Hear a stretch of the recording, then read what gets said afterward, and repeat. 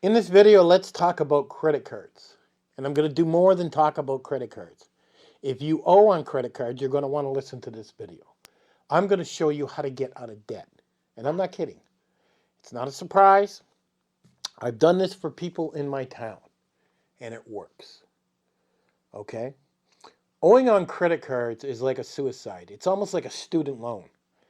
They actually sit back and they say, hey, we'll give you one, 30% interest. I mean, that is loan sharking. I don't know why they're allowed to do that now, because way back when, I remember the most they could do was 7%, 10%.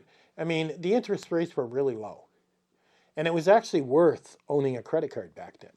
But something happened. Maybe somebody knows, they could tell me in the comments. Because now I see them charging 30%. They're charging monthly fees. I mean, it's ridiculous what is required to have a credit card. And a lot of people think if I have a credit card, I can build credit. I'm going to touch on that a little later. But first, let's talk about if you owe on a credit card, what you can do. There are two things that you can do owing money on a credit card. Well, three. One is obviously paying it off. But a lot of people can't do that. So we have two other things. One is the credit cards are calling you, they're complaining, they're bitching, they're doing everything in the sun towards you. Don't answer those phone calls. Block them. Ignore them. If you actually make a payment on that credit card, it restarts the 7-year period over. Understand that. Because you might get away with not having to pay. And a lot of people say, well, you should pay your debts. This is just how it works, guys. Okay? And it's not personal. It's not about paying debts. It's business to these companies. And they are billionaires. Now, what goes on is they will constantly call you and complain. And 4 people that I helped, this is what they went through. I told them directly, do not answer those calls, block them. And they did. They didn't talk to them. It went on for about 2 years. Now, at that time, I told them to start saving money to pay those credit cards. But don't touch it. Take that 25, 35, 45 and put it away. And they did. Now, all of a sudden, the police officer came to their house and dropped off a notice for them to appear in court. Now, this you can't ignore. This is court. This is serious. You cannot ignore that. You can ignore the phone calls, but don't ignore that. They're counting on you ignoring that. You're not going to. Now, here's what you're going to do with that. Now you're going to make a phone call to the phone number on that paper, and you're going to try and get a deal. So let's say you owe $5,000. You tell them you want to pay $3,000. They're not going to agree the first time you call. They're going to say, oh no, we got to get at least $4,000. Are you kidding me? Now, during this time when you call them, their job is to get as much information out of you as possible. Are you still living at this address? Where are you working? How much money do you make a year? They'll give you a bunch of crap and say, oh, we need to know how much money you're making a year to figure out what you can afford. It's none of their business. So lie. Tell them you're out of work. Tell them you're on disability. Now, also remember, if you are on disability, okay, they can't get shit out of you. If you're on disability, you will actually go to court and tell the court you're on disability. And there's no way you can pay it. You will not try to get out of it. And that'll be the end of it. Okay? Now, so let's come back. So you call them, you make a deal. They say no. You say, fine, I'll see you in court. Be very polite. Don't be ignorant. And let's say we got 3 months or whatever before we go to court. A couple weeks later, call again. Remember, this is just business. I know it's stressing you out, and I know it's a pain in the ass. Those 4 people I helped are stressed. I had to keep telling them, don't worry. It's going to work out in the end. Just be patient. Oh, they were stressed out. So you make a second phone call and say, look, I called you before. You didn't want to make a deal. You obviously want to go to court. Look, I got $3,000 cash, and I'm about ready to spend it on a lawyer, or I'm about ready to say enough's enough. What do you guys want to do? Do you really want to get this done? And chances are they may go to your amount that time. You may have to call a third time. But your objective here is to call them and not go to court. Even if it's the day before, you don't want to go to court. Now, here's why. And every state's different. I think in Oklahoma, they can't do this. But there are different states that are different, okay? In some states, once you go to court, if you had 2 vehicles, they can come in and take one and then sell it to pay your debt. So this is why we don't want to go to court. The other reason is we don't want to go to court is because they can now garnish your wages. They'll find out you have a job if you do.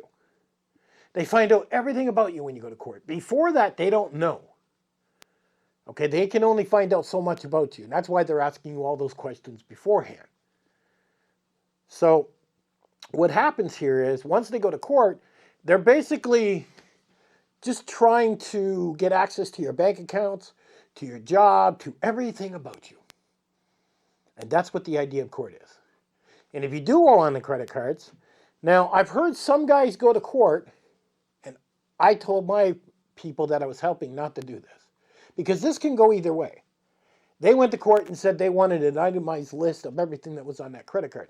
Because the company that has your credit card is no longer the credit card company now.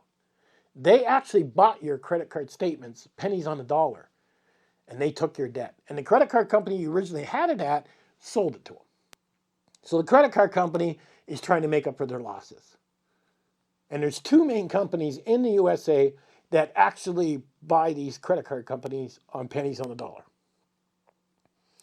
If you can make a deal with them and you can pay it outright, let's say, like I said, the $5,000 to the $3,000, awesome. You get one of them gone.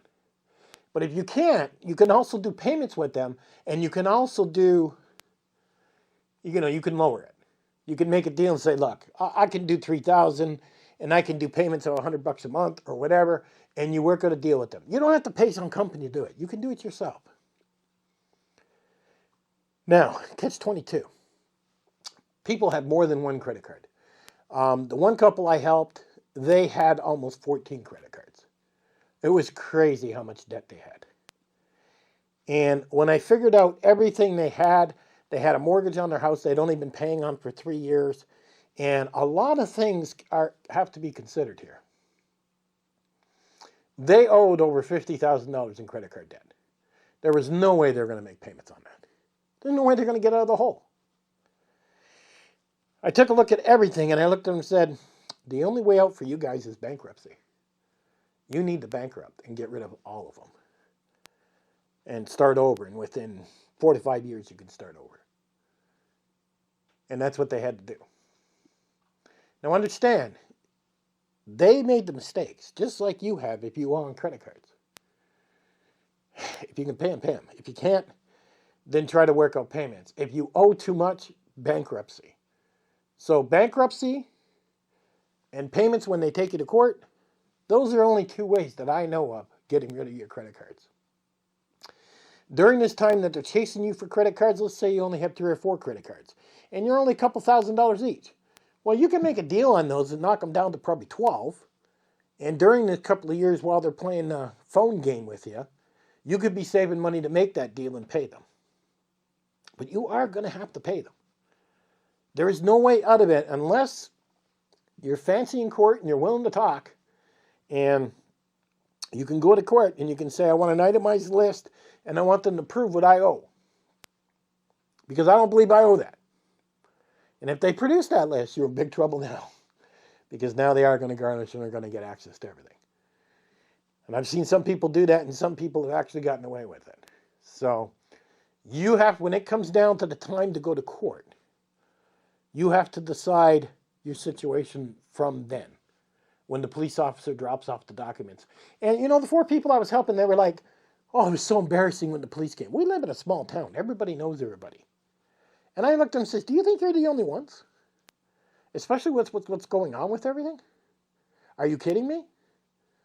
I says, I'll bet you 9 out of 10 people in this town are going through this. And I got in touch with them because I seen them on Facebook asking for help. And I said, I'll give you my input on it, but you can do what you want. And it worked. 3 of them ended up with their credit cards paid off. 1 ended up bankrupt, and their lives are better now. Don't get more credit cards. You're dealing with sharks. I mean, 30% interest rate, it's a waste of money. If you do have a credit card, pay it off.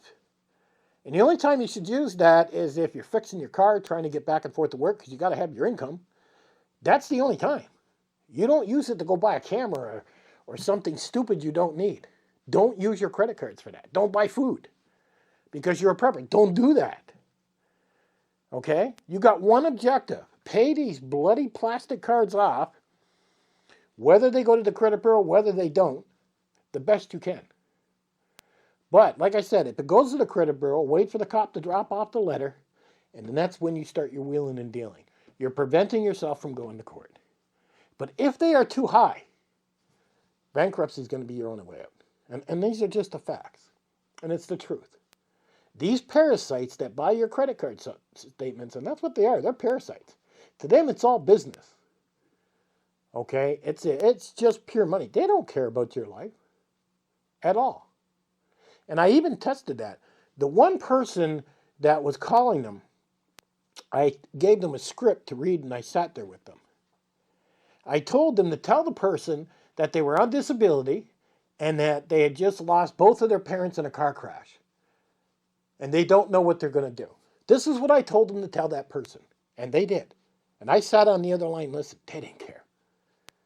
They didn't care if you lost your whole family. All they want is their money. Okay? So don't give them any information. Don't let it go to court if you can, because once they do, they get access to everything on you, garnishings and everything. Then you're in trouble. If you own nothing, if you're in a trailer, if you're renting, go bankrupt. Who gives a shit? Okay?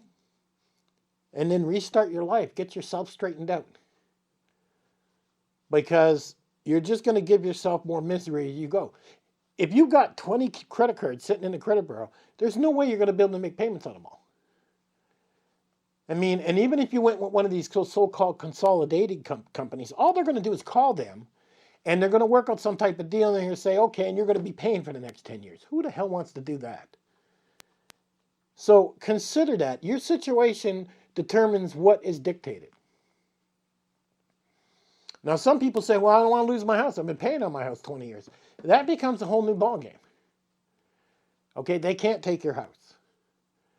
I don't believe they can do that in any state. But they can put liens on your house.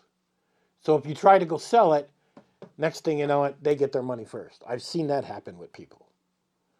So that can happen. Credit cards are evil. And if you've only got 2 or 3, really look at yourself in the mirror and say, thank God I've only got 2 or 3. And get them paid off. Or wait till the cop comes and says you're going to court, and then you have to take a look at it and call them and deal with it seriously. Or go bankrupt. There's no real other ways out of that. And it's not a fun thing to go through. It really isn't. But once it's all done and over with, whether you go bankrupt, whether you make the cash payments, or whether you make a monthly payment, once it's done, oh, you're going to feel great relief off your shoulders. These 4 people I helped did. And that was the way I handled it with them. And I did a lot of research online. I even went and paid a lawyer $250 to sit and talk with him about it, because there was the one couple that just confused me. And as soon as you walk into a lawyer, he'll ask you, well, did you make this debt? And if you answer yes, well, where's the case? You're guilty. If you say, I didn't make the debt, well, your name's on the card. I mean, having a lawyer ain't going to do you any good. They got you coming, they got you going. You owe the money. The only thing you can hope for is now you make a deal and you pay less money, or you go bankrupt and get out of it. Anyhow, if you're looking to save money and you're in the hole with your credit cards, that's what you can do. Because I didn't see a lot of videos or anybody telling anybody what they can do. Better not to have them. But it's definitely a trap. Student loans, whole new ballgame. Worse than credit cards. And there are so many traps out there they've set up. By the way, those places that say cash, come in and get cash, all those little buildings you see, don't ever go there. Don't put your car up. Don't give them your lien. Don't do this. Those places are triple the crooks. They're worse than credit cards. You are better to starve than you are to turn around and go to those places. They are double worse than credit cards. So open your eyes, pay attention, stay safe. I'll catch you guys on the next one.